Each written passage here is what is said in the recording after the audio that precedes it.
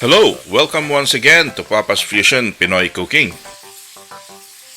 Our menu for today is Sizzling Tofu or Sizzling Tofu Sisig. This is another recipe inspired by Max's restaurant but with a twist. We added some pork belly and used long chili instead of bell pepper to add a little bit of spiciness into the dish. This is best served as a beer chow or a regular dish partnered with rice.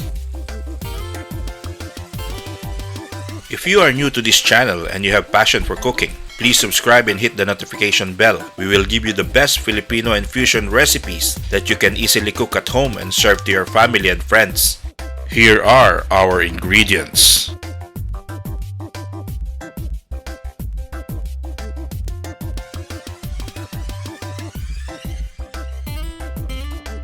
Okay, let's start cooking!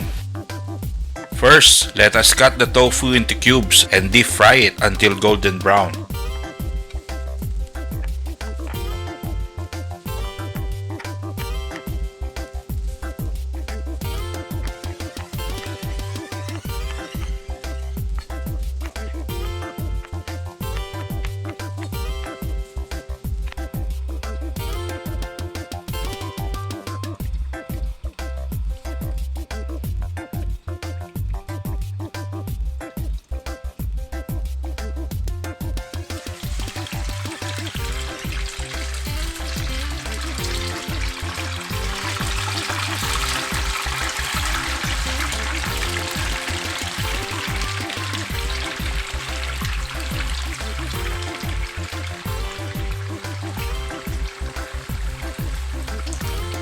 While frying the tofu, let us prepare the other ingredients.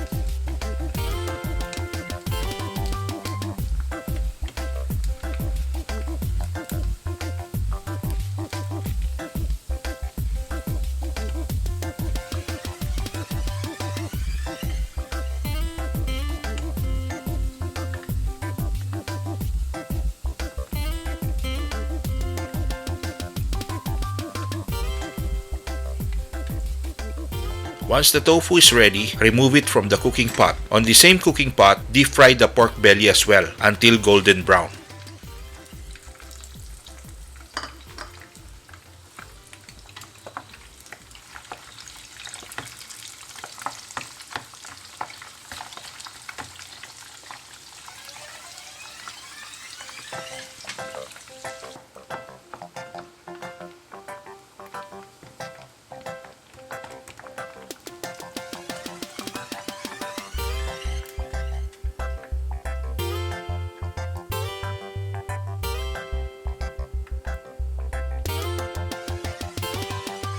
Next is to saute the vegetable ingredients. Saute only for 1 minute to maintain the crispiness.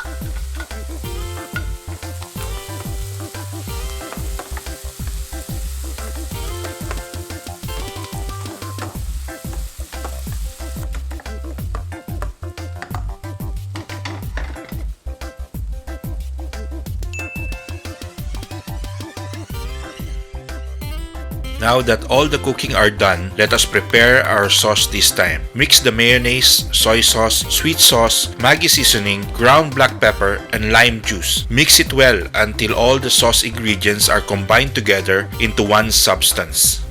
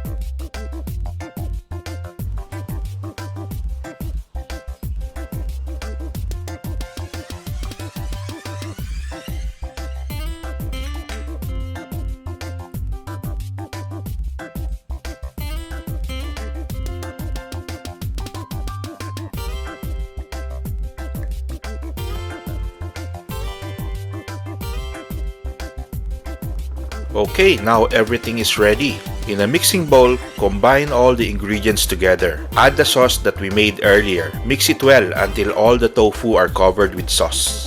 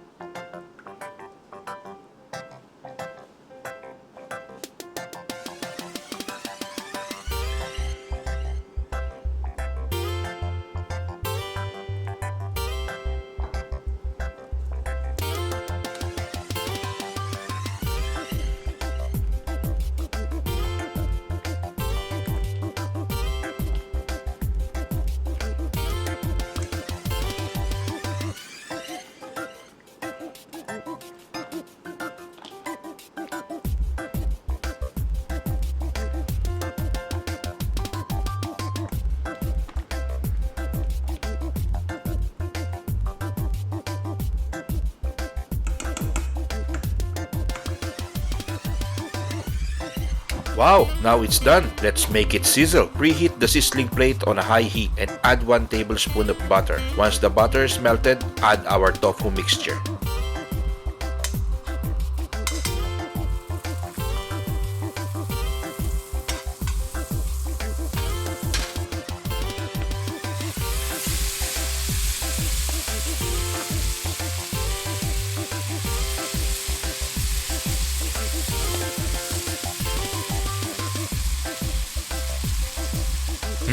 Smells good. Surely this is delicious. Presenting Papa's Fusion's Sizzling Tofu.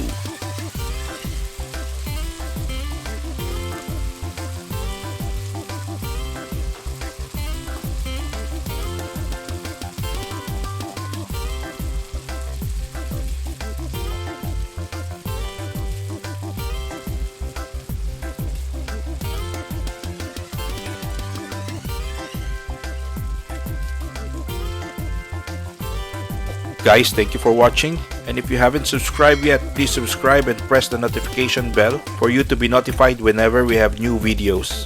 See you again on our next video. Bon appetit!